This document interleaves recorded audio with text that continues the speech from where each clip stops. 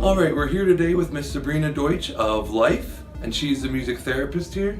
Sabrina, can you tell me a little bit about L.I.F.E? Sure.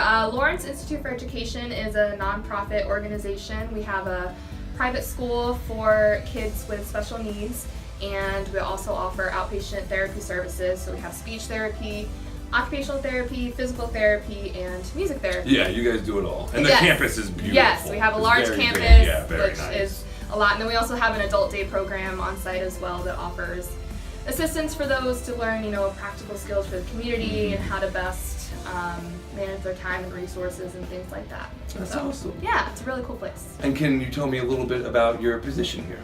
Sure, I am the one and only music therapist right now here at L.I.F.E. I love it. I provide group music therapy inside the classrooms as well as some community services for kiddos out in the community, all varying from ages 3 and up and different levels of functioning. That's great. So, yeah, it's awesome. And how have you liked using the Beamz? I've loved the Beamz. I think it's a great accessory to music therapy. It provides another outlet for kids to be able to express themselves, work on some of those functional goals, but also in a fun setting and in a fun way that's unique and not, just a typical drum. They get to do some different sound effects and really use it in a cool way that's different. That's great. Yeah. And how do they like it? They love it. They love it. They love to pretend to be the DJ. They love to play games with it. They enjoy coming up with fun different ways to use their bodies and explore it. And it's definitely something fun that brings the groups together, but also gives them a chance to have that individuality and express themselves, which is always really important. How would you rate using the Beamz with your students? For the most part, I give it a 10. Yeah, it's That's great what we for. like to hear.